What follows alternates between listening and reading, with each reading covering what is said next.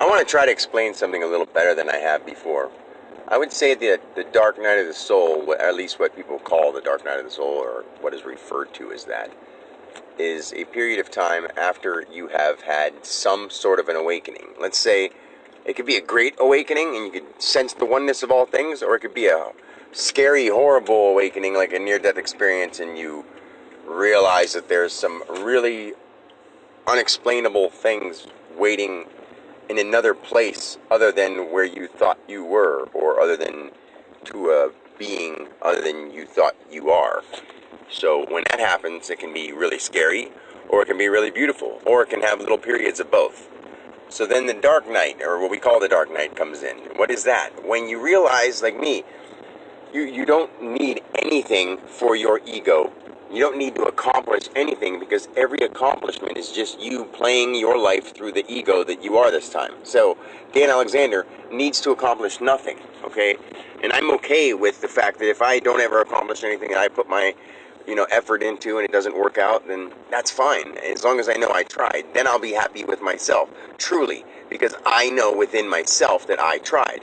See, some people attach their preferences to everybody else, and if other people aren't happy with them, they are never happy with themselves, because they don't realize what's happening here.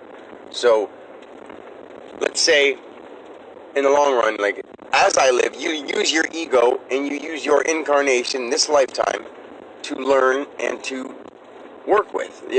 By the time you could even become awakened, unless you're very lucky and you're born awakened or whatever, then you're going to have a certain age and you're going to have all this certain backstory stuff in your life. Like me, I have a lot of backstory stuff in my life when I wasn't aware.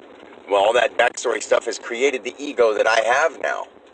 And I can also adjust my now ego, but whatever it was connected to all the people that I'm connected to, I'm not just going to write them off and be like, oh, my kids, I'm one with all of them, and whether they like me or not, that's fine. Okay, so a part of me is being the best I can be and being a loving, compassionate person, because that's all I can possibly be now. I've realized everything. So, like, I don't need the relationship with them, and I'm okay with that. But my ego, where I choose to be here and to live this life out, I'm finishing this life. And the only way you can finish this life is to be the character or the person or the ego you are. You don't just all of a sudden say, I'm spirit.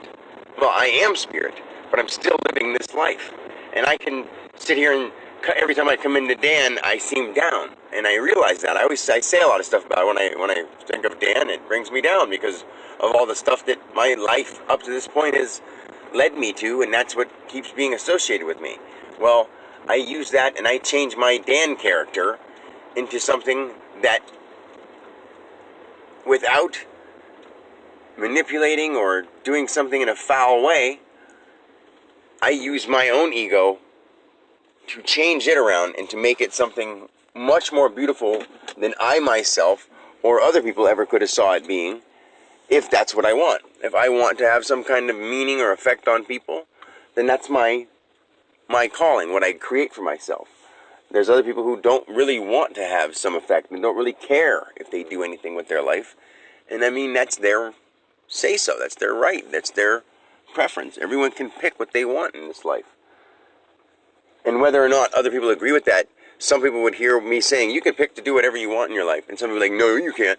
You have to follow the rules and follow the law and follow the government. And that just goes to show you how blinded some people really are. You don't have to do anything. Just like you can say, you have to follow the law or follow the rules. Well, there's obvious evidence of that not being so, because there's tons of people in jail that didn't follow the law, and they're still alive. They just may not be living the life that we would think is a great life.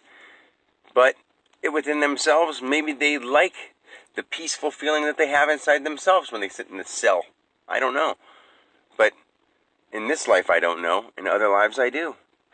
Some people would rather be alone by themselves in a cell, and it doesn't really seem to matter to them if they have to exercise their opinion and their judgment on another by doing something harmful or killing or destroying something, because they're not really worried externally. They're worried internally. They're working on themselves this time.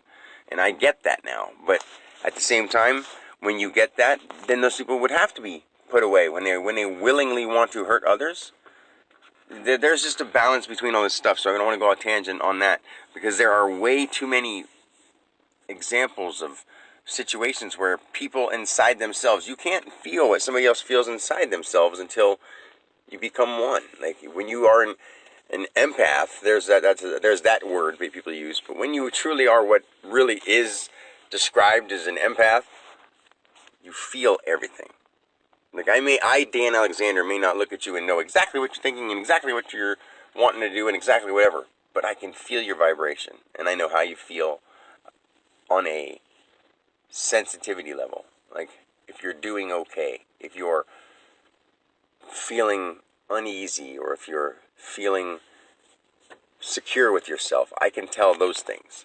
I can tell a lot, and the more in tuned I am, I can tell sometimes exact details and exact words. It just depends on the moment of how much I'm into my ego or how much I'm into the oneness.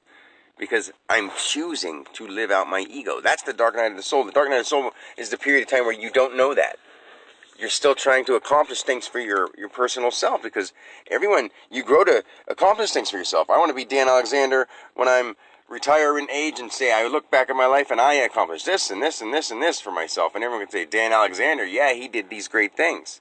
And that's what everybody wants to do with their own self. Put your name in the place of Dan Alexander. I'm not trying to talk about me. I'm just trying to explain what I mean.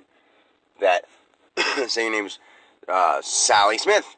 Sally Smith, put her name in that place. Like, she doesn't have to accomplish anything.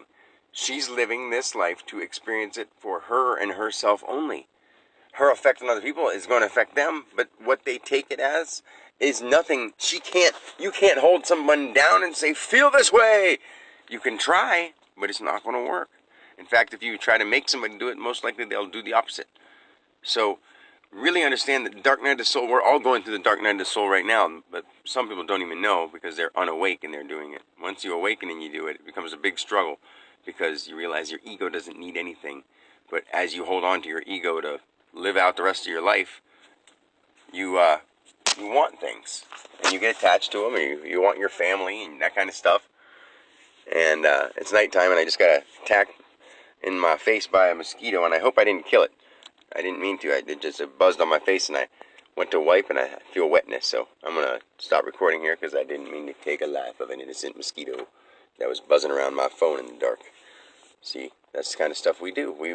And because I feel at one with all things, I don't feel that, some people are like, damn mosquitoes. To me, I'm like, oh, man, I didn't mean to do that. I didn't know any better.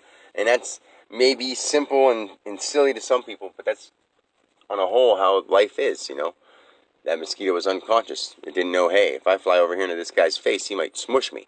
It was like, light! I sort of went off onto a little tangent there, but anyway, life is beautiful, and don't let the period of battling with your ego of should I accomplish anything or should I not accomplish anything, do what you feel necessary.